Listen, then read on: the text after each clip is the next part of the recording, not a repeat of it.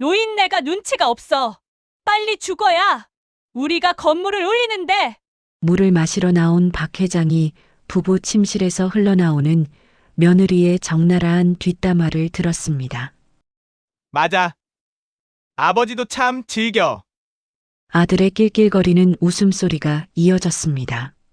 그날 밤 배신감에 치를 떨던 박 회장은 결심했습니다.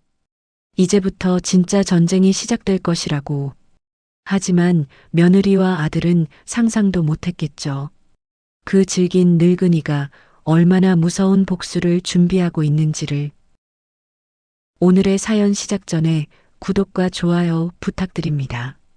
구독과 좋아요를 누른 당신, 오늘 하루 커다란 행운과 행복이 찾아올 거예요. 오늘의 사연 지금 시작합니다. 호화로운 1인 병실 안 산소호흡기가 규칙적인 소리를 내며 작동하고 있었습니다. 하얀 침대 위에 누운 박춘식 회장의 얼굴은 병색이 완연했습니다. 링거줄이 팔에 꽂힌 채 눈을 감고 있던 박춘식이 문 여는 소리에 천천히 눈을 떴습니다. 문가에서 주위를 살피던 최유라가 간호사가 자리를 비운 것을 확인하고는 병실 안으로 들어왔습니다. 하얀 가운을 입은 간호사가 복도 끝으로 사라지자 최유라의 입가에 차가운 미소가 번졌습니다. 아버님, 솔직히 언제 돌아가세요? 최유라가 침대 옆에 서서 박춘식을 내려다보며 말했습니다. 목소리에는 위로나 걱정 따위는 찾아볼 수 없었습니다. 상속세 구간 때문에 미리 정리를 좀 해주셔야 해요. 최유라의 눈빛이 서늘하게 식었습니다. 박춘식의 손이 이불 위에서 부들부들 떨리기 시작했습니다. 링거 바늘이 꽂힌 손등의 혈관이 파르르 요동쳤습니다. 병실 문 밖에서는 박민석이 휴대폰 화면만 바라보며 서성이고 있었습니다. 아내의 날 선 목소리가 들려왔지만 박민석은 고개를 돌려 못 들은 척했습니다. 화면 속 게임 캐릭터만 열심히 움직일 뿐이었습니다. 박춘식이 눈을 감았습니다. 가슴 깊숙한 곳에서 참담한 기분이 밀려올랐습니다. 평생을 바쳐 키운 아들과 며느리가 이런 말을 하다니. 빨리 답 좀 해주세요. 시간이 없어요. 최유라가 팔짱을 끼고 발끝으로 바닥을 톡톡 두드렸습니다. 이틀 후 퇴원 수속을 밟는 원무과에서도 최유라의 갑질은 계속되었습니다. 원무과 직원이 서류를 건네자 최유라가 서류를 휙 낚아채며 소리쳤습니다. 이게 뭐예요? 병원비가 이렇게 많이 나왔다고요? 보험 처리가 되어서 실제 부담금은 여기 표시된 금액입니다. 직원이 차분히 설명했지만 최유라는 들을 생각이 없었습니다. 아니, 그게 아니라 애초에 이런 비싼 치료가 필요했나 말이에요. 최유라의 목소리가 원무과 전체에 울려 퍼졌습니다. 대기 중이던 다른 환자 가족들이 고개를 돌려 쳐다봤습니다. 눈살을 찌푸리는 사람들의 시선이 따가웠지만 최유라는 아랑곳하지 않았습니다. 집으로 돌아가는 차 안은 조용했습니다. 뒷좌석에 앉은 박춘식이 창밖으로 시선을 돌렸습니다. 지나가는 건물들이 빠르게 스쳐 지나갔지만 박춘식의 머릿속은 복잡했습니다. 내가 평생을 바쳐 일군 회사가 저들에게는 그냥 뜯어먹을 고깃덩어리일 뿐이구나. 차창에 비친 자신의 모습을 보니 늙고 초라해 보였습니다. 박춘식이 깊은 한숨을 내쉬었습니다. 본가에 도착하자마자 최유라가 가사 도우미에게 지시했습니다. 아버님 방을 1층 구석방으로 옮겨드려요. 네. 하지만 아버님이 쓰시던 방은 계단 오르내리기 힘드시잖아요. 최유라가 가사 도우미의 말을 자르며 말했습니다. 그리고는 박춘식을 향해 가식적인 미소를 지었습니다. 다 아버님 생각해서 그러는 거예요. 박춘식이 입을 열려 했지만 최유라는 이미 돌아서고 있었습니다. 뒷모습만 보며 박춘식은 할 말을 삼켜야 했습니다. 그날 밤 목이 말라 물을 마시러 나온 박춘식이 부부 침실 앞을 지나다가 발걸음을 멈췄습니다. 문틈 사이로 최유라의 목소리가 흘러나왔습니다. 노인네가 눈치가 없어. 빨리 죽어야 우리가 건물을 올리는데. 박민석의 낄낄거리는 웃음소리가 이어졌습니다. 맞아. 아버지도 참 즐겨. 박춘식의 다리에 힘이 빠졌습니다. 벽에 손을 짚고 간신히 몸을 지탱했습니다. 가슴이 쿵쿵 뛰었고 숨이 가빠왔습니다. 다음 날 아침 박춘식이 산책을 나간다며 집을 나섰습니다. 평소 거래하던 전파상 앞에서 박춘식이 멈춰섰습니다. 가게 주인이 반갑게 인사했습니다. 어서 오세요, 회장님. 옷 속에 숨길 수 있는 녹음기 있나? 박춘식이 조용히 물었습니다. 요즘 아주 작은 것도 많이 나와요. 펜 모양 카메라도 있고요. 가게 주인이 서랍에서 작은 기기들을 꺼내 보여줬습니다. 박춘식이 김 변호사 사무실로 향했습니다. 오랜 친구이자 고문 변호사인 김 변호사가 박춘식을 맞았습니다. 춘식이 형, 안색이 안 좋아 보이네. 김 변호사, 유언장을 바꾸려면 어떤 절차가 필요한가? 박춘식이 단도직입적으로 물었습니다. 김 변호사의 표정이 진지해졌습니다.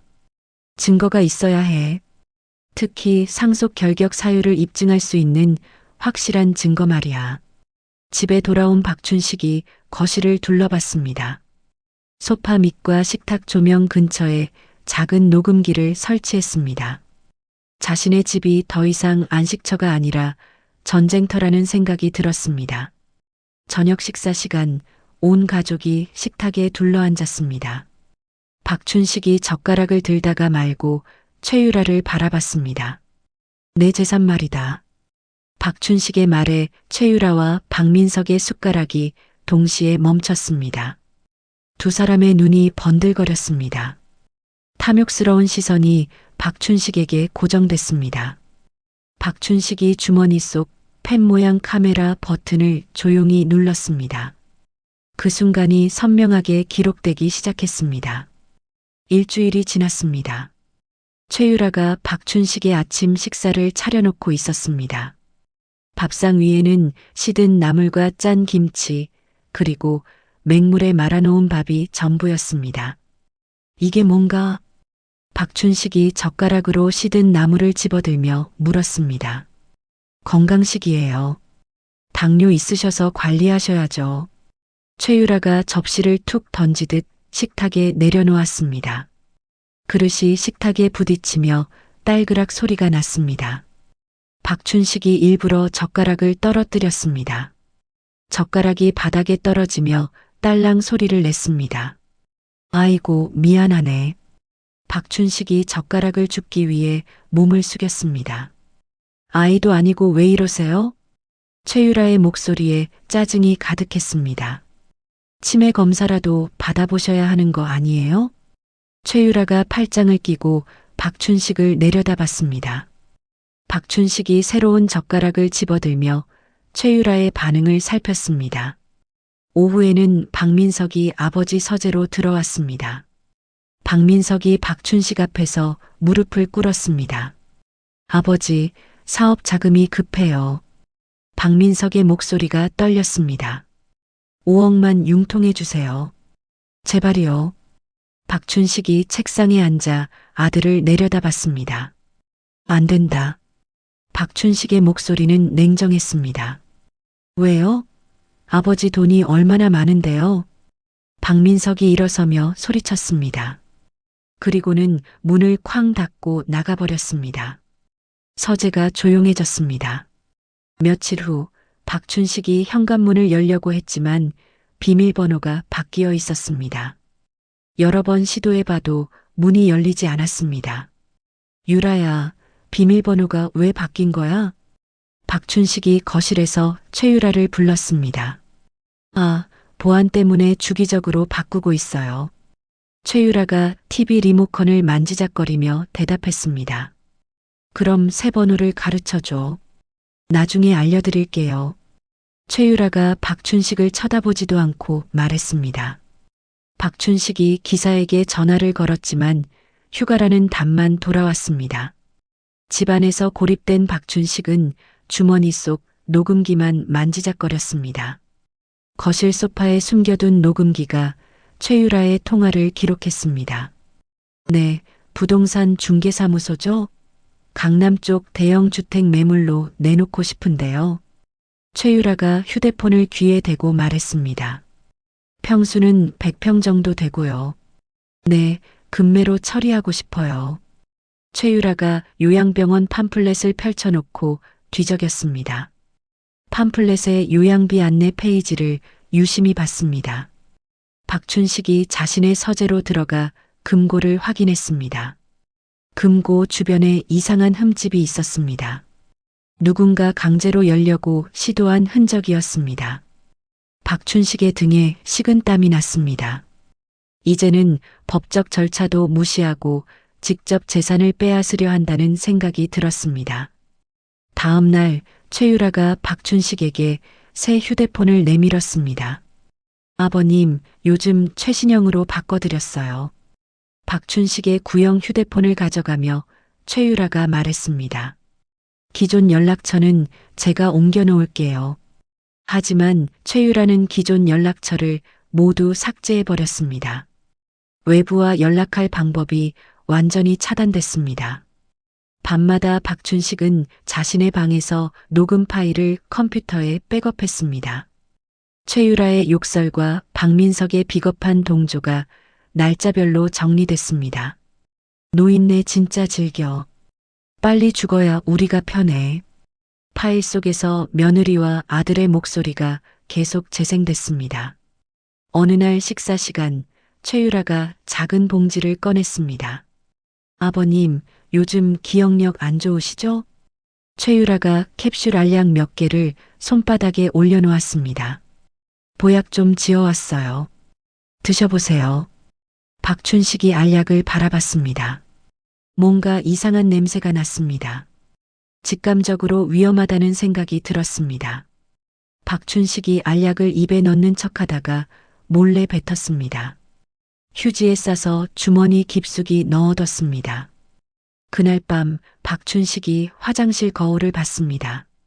거울 속 자신의 모습이 초라해 보였습니다. 하지만 눈빛만은 달랐습니다. 이 지옥에서 살아남아서 반드시 심판하겠다. 박춘식의 눈에 섬뜩한 빛이 번졌습니다. 이제 진짜 전쟁이 시작될 것 같았습니다. 다음 날 아침 식탁에 온 가족이 모였습니다. 박춘식이 숟가락으로 밥을 떠서 입에 넣으려다가 갑자기 밥그릇을 엎어버렸습니다. 밥이 식탁 위로 흩어졌습니다. 누가 내 밥에 독을 탔어? 박춘식이 고함을 지르며 자리에서 벌떡 일어났습니다. 아버님, 무슨 말씀을? 최유라가 당황한 척 연기했지만 입가에는 미소가 번졌습니다. 당신은 누구야? 내가 왜 여기 있지? 박춘식이 최유라와 박민석을 번갈아 보며 소리쳤습니다. 마치 처음 보는 사람인 양눈을 깜빡였습니다. 최유라가 재빨리 휴대폰을 꺼내 검색을 시작했습니다. 성년후견인 개시 심판 청구 절차라는 글자가 화면에 나타났습니다. 여보시오, 김 변호사님이죠? 최유라가 전화를 걸며 말했습니다. 네, 급한 일이 생겼어요. 치매 진단서 발급받는 방법 좀 알려주세요. 박춘식이 혼자 중얼거리며 방 안을 어슬렁거렸습니다. 최유라와 박민석은 거실에서 작은 목소리로 대화했습니다. 이제 정신병원에 넣어야겠어. 최유라가 팔짱을 끼며 말했습니다. 그게 좋겠다. 이러다 우리가 미쳐. 박민석이 고개를 끄덕였습니다. 그때 초인종이 울렸습니다. 딩동, 딩동. 문 밖에서 누군가 기다리고 있었습니다. 최유라가 현관문을 열자 말끔한 정장을 입은 젊은 남자가 서 있었습니다. 가방 하나를 들고 정중하게 인사했습니다. 안녕하세요. 강우라고 합니다. 강우가 깊게 고개를 숙였습니다. 누구세요? 최유라가 경계하며 물었습니다. 돌아가신 사모님께서 생전에 후원해 주셨던 장학생입니다. 강우가 차분한 목소리로 설명했습니다. 사모님이 저를 양아들처럼 여겨주셨거든요. 박민석이 거실에서 나와 강우를 바라봤습니다. 어머니한테 그런 양아들이 있었나? 박민석이 의아해하며 물었습니다. 강우가 가방에서 편지와 서류들을 꺼냈습니다. 어머님께서 아드님 몰래 후원을 해주셨어요. 편지에는 박춘식 부인의 필체로 쓰인 글들이 가득했습니다. 미안하다. 우리 춘식이가 너무 딱딱해서 말하지 못했구나. 편지 내용이 자연스럽게 설명해주고 있었습니다. 저는 문전 박대당하러 온 게 아니에요. 최유라가 문을 닫으려 하자 강우가 발을 문틈에 끼웠습니다.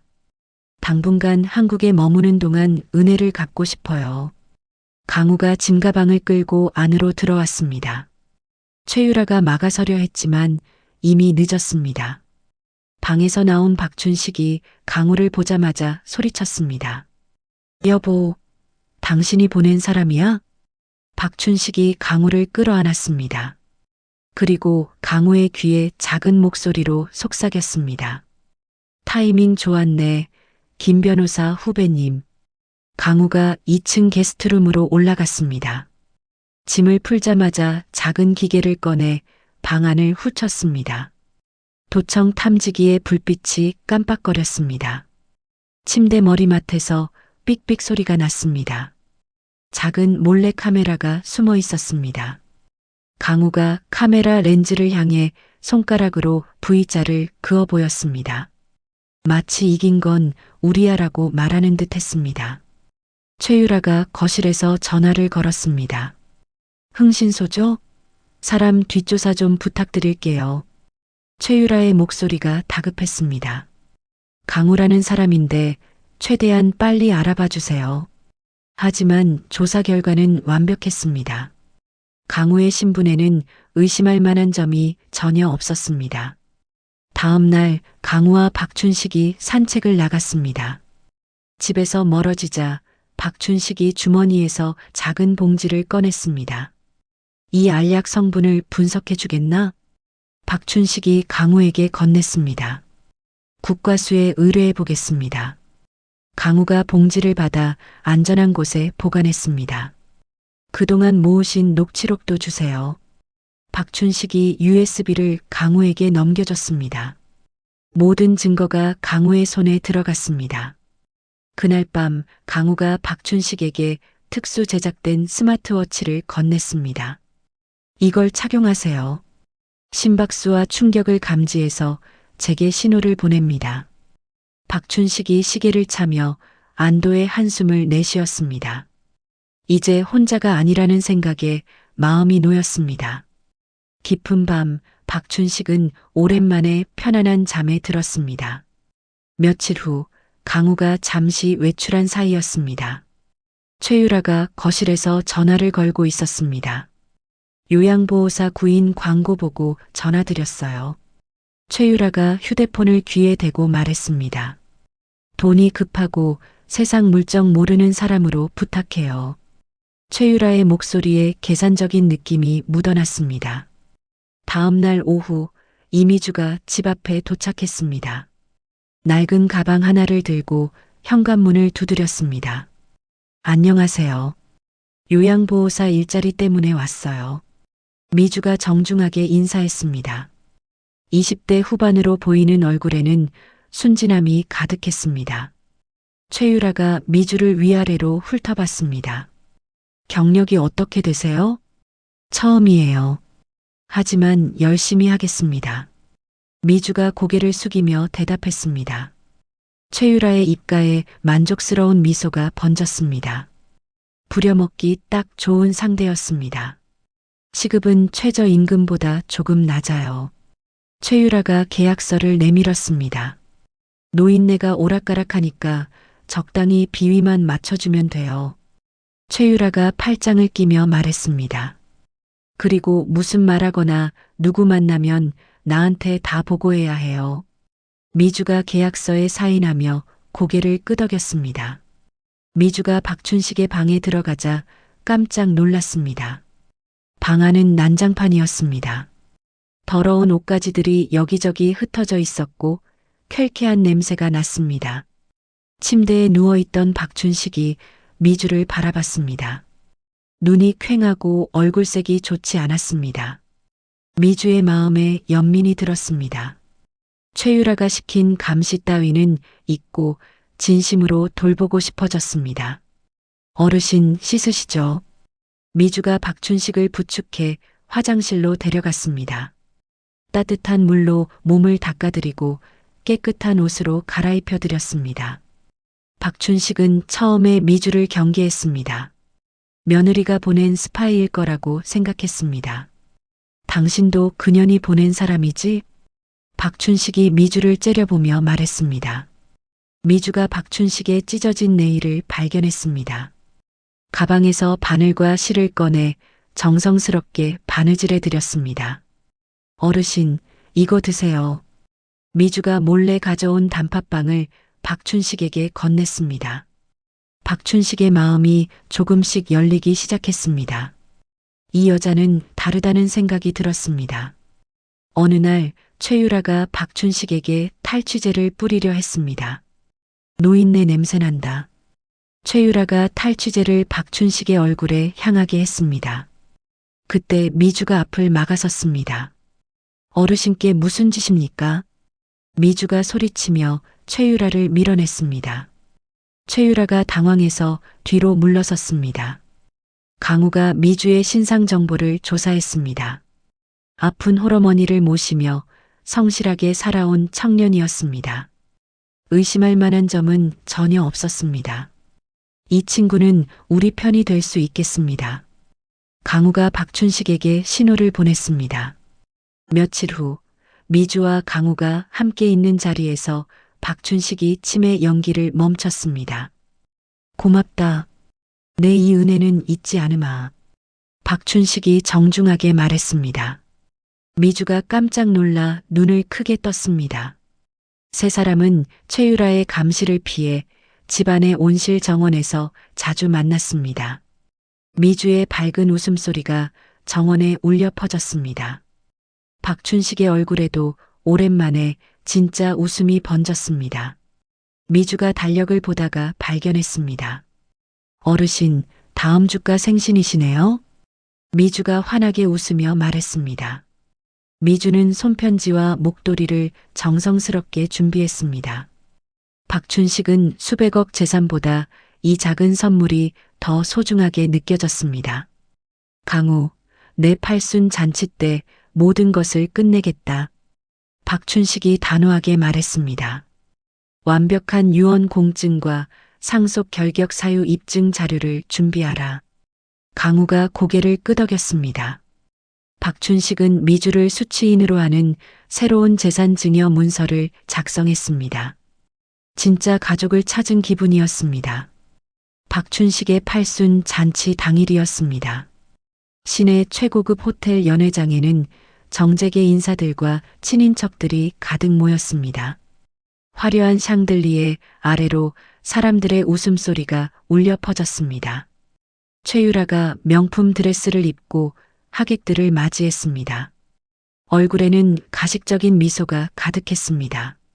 아버님이 많이 편찮으셔서 걱정이에요. 최유라가 하객들에게 말했습니다. 마치 효성스러운 며느리인 것처럼 연기했습니다. 박춘식이 미주가 선물한 목도리를 하고 휠체어에 앉아 등장했습니다. 박민석이 아버지의 휠체어를 밀며 억지 미소를 지었습니다. 사람들의 시선을 의식한 표정이었습니다. 아버지, 기분 좀 어떠세요? 박민석이 작은 목소리로 물었습니다. 박춘식은 대답하지 않고 하객들을 둘러봤습니다. 행사가 무르익을 무렵 최유라가 마이크를 잡았습니다. 아버님의 건강을 위해 모두 함께 기도해 주세요. 최유라가 샴페인 잔을 들며 말했습니다. 건배. 하객들이 일제히 잔을 들어 올렸습니다. 그때 박춘식이 갑자기 최유라의 손에서 마이크를 뺏었습니다. 연회장이 순식간에 조용해졌습니다. 박춘식이 또렷한 눈빛으로 하객들을 천천히 둘러봤습니다. 오늘 내 생일을 맞아 여러분께 아주 특별한 가족의 소리를 들려드리고 싶습니다. 박춘식이 강우에게 신호를 보냈습니다. 연회장 대형 스크린이 켜졌습니다. 하지만 가족 사진 대신 검은 화면이 나타났습니다. 갑자기 스피커를 통해 목소리가 울려 퍼졌습니다. 언제 죽어? 냄새나는 늙은이. 최유라의 목소리였습니다. 유산만 받으면 바로 요양원에 처박아 버려. 이번에는 박민석의 목소리가 들렸습니다. 장내가 물을 끼얹은 듯 조용해졌습니다. 하객들이 서로를 쳐다보며 수군거렸습니다. 최유라가 사색이 되어 스크린을 가리려고 뛰어다녔습니다. 하지만 강우가 미리 조작해둔 시스템은 멈추지 않았습니다. 박춘식이 자리에서 벌떡 일어났습니다. 휠체어를 박차고 꼿꼿하게 섰습니다. 나는 오늘부로 이 불효자식들과의 모든 인연을 끊습니다. 박춘식의 목소리가 연회장 전체에 울려 퍼졌습니다. 내 전 재산을 사회에 환원하며 내 곁을 지켜준 이미주 양에게 후원하겠습니다. 박춘식이 우렁차게 선언했습니다. 박민석이 바닥에 주저앉아 아버지의 바짓가랑이를 잡았습니다. 잘못했어요, 아버지. 박민석이 울부짖었습니다. 눈물과 콧물이 범벅이 되어 흘러내렸습니다. 박춘식이 아들의 손을 매몰차게 뿌리쳤습니다. 이제 와서 늦다. 기자들이 연회장으로 몰려들었습니다. 플래시가 터지며 카메라 셔터 소리가 요란했습니다. 최유라가 분을 이기지 못하고 고래고래 소리를 질렀습니다. 다 가짜야. 저 늙은이가 미쳤다고. 최유라가 난동을 부리며 의자를 집어던졌습니다. 호텔 보안 요원들이 달려와 최유라를 붙잡았습니다. 나 놓으라고. 최유라가 발버둥치며 질질 끌려나갔습니다. 박춘식이 멍하니 서 있는 미주의 손을 잡았습니다. 그리고 당당하게 연회장을 빠져나갔습니다. 엘리베이터 문이 닫히는 순간 박춘식의 몸이 휘청거렸습니다. 극도의 긴장이 풀리자 식은땀이 흘러내렸습니다. 가슴이 두근두근 뛰었습니다. 호텔 지하 주차장에서 강우가 차 문을 열어줬습니다. 박춘식이 차에 타자마자 갑자기 가슴을 움켜쥐었습니다. 박춘식이 신음과 함께 앞으로 고꾸라졌습니다. 얼굴이 새하얗게 질렸습니다. 어르신. 미주가 박춘식의 몸을 받쳐 안았습니다. 박춘식의 눈이 흰자위만 보이며 의식을 잃었습니다. 강우가 급히 차를 돌려 병원으로 향했습니다. 사이렌 소리가 지하 주차장에 울려 퍼졌습니다. 제발 눈을 떠주세요. 미주가 박춘식의 손을 꼭 잡고 울먹였습니다. 하얗게 질린 얼굴로 기도하듯 중얼거렸습니다. 응급실에 도착하자 의료진들이 달려나왔습니다. 박춘식을 침대로 옮기며 심폐소생술을 시작했습니다. 보호자는 누구세요? 간호사가 급하게 물었습니다. 저예요. 미주가 떨리는 목소리로 대답했습니다. 수술실 밖 복도에서 미주와 강우는 초조하게 기다렸습니다. 시계 바늘이 째깍거리는 소리만 들렸습니다. 1시간이 지났을 때 최유라와 박민석이 변호사들을 대동하고 병원에 나타났습니다. 보호자는 우리니까 당장 저것들 쫓아내. 최유라가 간호사에게 소리치며 미주를 밀쳤습니다. 미주가 벽에 부딪히며 휘청거렸습니다. 박민석과 변호사들이 수술실 앞을 점거했습니다. 미주는 멀리 떨어진 의자에 앉을 수밖에 없었습니다. 의사가 나오자 최유라가 달려갔습니다. 선생님, 아버님이 평소 심한 치매셨어요. 최유라가 의사에게 말했습니다. 아까 연회장에서의 발언도 심신미약 상태에서 한 헛소리입니다. 의사가 고개를 끄덕이며 차트에 기록했습니다.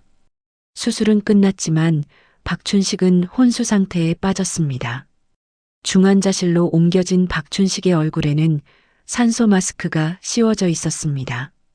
최유라가 곧바로 법원에 서류를 제출했습니다. 성년 후견인 개시 심판 청구서였습니다. 박춘식의 모든 재산을 동결시키려는 계획이었습니다. 다음 날 아침 인터넷 기사가 터져 나왔습니다. 치매 아버지를 조종해 재산을 가로채려 한 꽃뱀 요양보호사라는 제목이었습니다. 최유라가 기자들에게 제보한 내용이었습니다. 미주는 순식간에 국민 역적이 되었습니다. 병원 출입도 금지당했습니다. 기자들이 미주의 집 앞에 몰려들었습니다. 요양보호사가 어떻게 그런 짓을 할 수 있어요? 기자가 마이크를 미주에게 들이밀었습니다. 미주는 아무 말도 할 수 없었습니다. 강우가 미주를 보호하며 기자들을 피해 다른 곳으로 피했습니다. 걱정 마세요. 곧 진실이 밝혀질 거예요. 강우가 침착하게 말했습니다. 상속 결격을 입증할 결정적 증거를 준비하고 있었습니다. 박민석은 어머니의 유품을 뒤지고 있었습니다. 보석함을 열어 귀중품들을 꺼냈습니다. 이것들 팔면 당분간은 버틸 수 있을 거야. 박민석이 혼자 중얼거렸습니다. 회사 주주들을 만나러 다니며 자신이 차기 회장이라고 떠벌렸습니다. 아버지 상태가 안 좋아서 제가 경영을 맡게 됐습니다. 박민석이 자신만만하게 말했습니다. 중환자실에서는 박춘식의 상태가 불안정했습니다. 산소포화도 수치가 요동치며 경보음이 울렸습니다. 의료진이 급히 달려와 응급처치를 했습니다. 박춘식의 생명이 위태로운 순간이었습니다. 일주일 후 성년후견 개시 심판 당일이었습니다. 법정은 취재진과 방청객으로 발 디딜 틈이 없었습니다.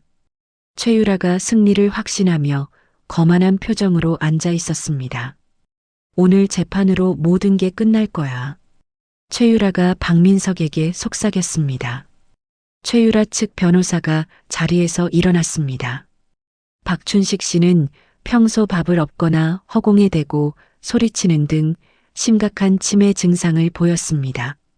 변호사가 편집된 CCTV 영상을 법정 화면에 띄웠습니다. 따라서 판단 능력이 없다고 봐야 합니다. 판사가 미주를 바라봤습니다. 피고인은 어떻게 생각하십니까?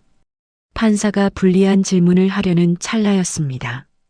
강우가 자리에서 벌떡 일어났습니다.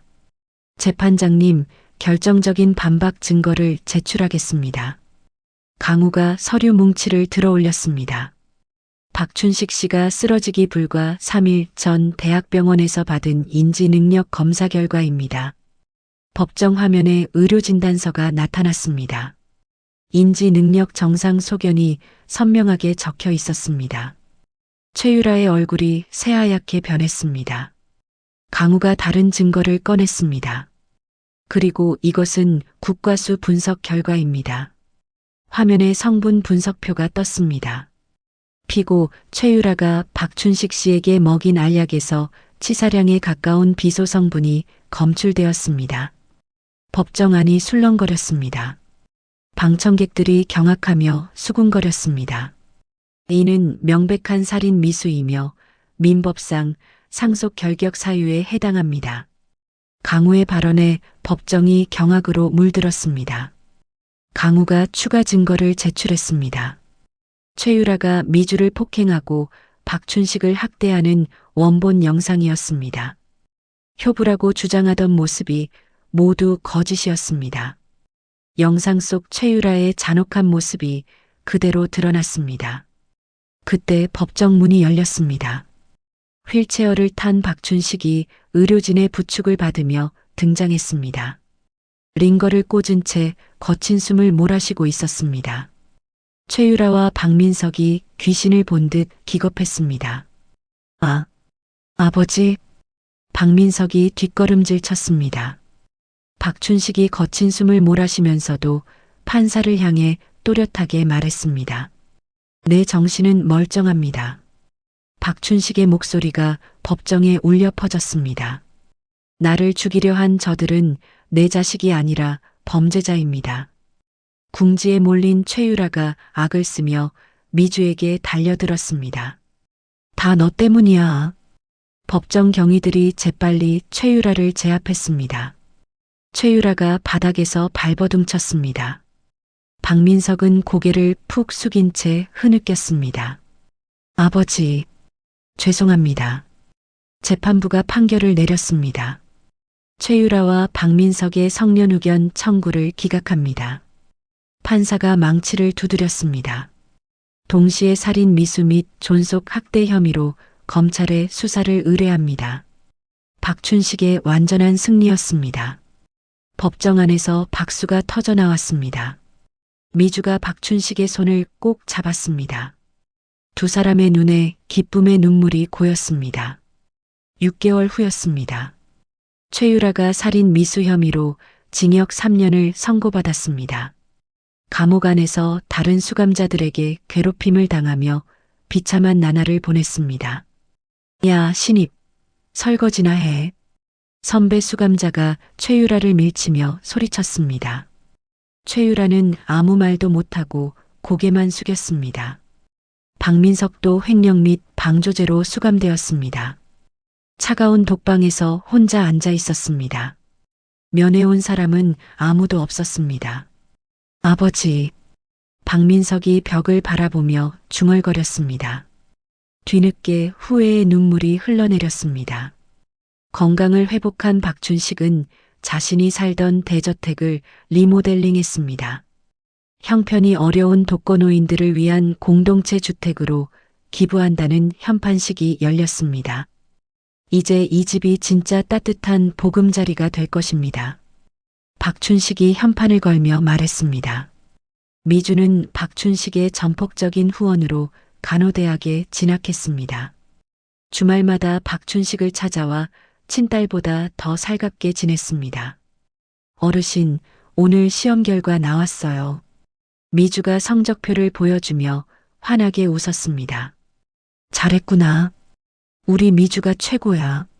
박춘식이 미주의 머리를 쓰다듬었습니다. 강우는 박춘식 재단의 전담 변호사가 되었습니다.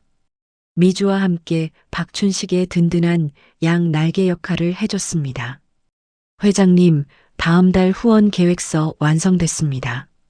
강우가 서류를 건네며 말했습니다. 어느 화창한 봄날, 세 사람이 캠핑카를 타고 전국 일주를 떠났습니다. 강우가 운전대를 잡고 미주가 조수석에서 지도를 봤습니다. 박춘식이 뒷좌석에서 두 사람을 바라봤습니다. 진정한 가족의 따뜻함이 느껴졌습니다. 바닷가에 도착한 세 사람은 모닥불을 피웠습니다. 고구마를 구워 먹으며 서로의 미래를 응원하는 담소를 나눴습니다. 미주야, 간호사 되면 많은 사람들을 도와줘라. 박춘식이 고구마를 까며 말했습니다. 네, 어르신. 꼭 그렇게 할게요. 미주가 고개를 끄덕였습니다. 밤이 되자 별이 쏟아질 듯 많이 떠 있었습니다. 박춘식이 밤하늘을 올려다봤습니다. 여보, 나 이제야 진짜 행복을 찾았소. 박춘식이 마음속으로 먼저 떠난 아내에게 말을 건넸습니다. 당신이 보내준 선물들 덕분이요. 다음 날 아침 수평선 위로 붉은 태양이 떠올랐습니다. 세 사람이 환하게 웃으며 기념사진을 찍었습니다. 파도 소리와 갈매기 울음소리가 평화로웠습니다. 화면이 천천히 어두워지며 내레이션이 흘러나왔습니다. 핏줄보다 진한 것은 서로를 위하는 마음, 그것이 진짜 가족이다. 이야기는 따뜻한 감동과 함께 마침표를 찍었습니다. 박춘식 회장의 이야기가 우리에게 던지는 메시지는 분명합니다. 진정한 가족이란 피로 이어진 관계가 아니라 서로를 진심으로 아끼고 돌보는 마음에서 시작된다는 것입니다. 최유라와 박민석은 혈육이었지만 탐욕에 눈이 멀어 가장 소중한 것을 잃었습니다. 반면 미주와 강우는 남남이었지만 진정한 사랑과 배려로 박춘식에게 새로운 희망을 선물했습니다. 때로는 가까운 사람일수록 우리를 더 깊이 상처 입히기도 합니다. 하지만 포기하지 말고 용기를 내어 진실을 밝히고 정의를 세우려 했던 박춘식의 모습에서 우리는 배웁니다. 나이가 들었다고 약해졌다고 당하고만 살 필요는 없다는 것을, 그리고 미주처럼 어려운 환경에서도 선량함을 잃지 않는 사람들이 있기에 이 세상은 여전히 아름답습니다. 작은 관심과 정성이 누군가에게는 생명줄이 될 수 있다는 것을 우리는 잊지 말아야 할 것입니다. 이야기를 끝까지 들어주신 분이 계시다면 잘 들었다고 댓글 하나만 남겨주세요. 감사합니다.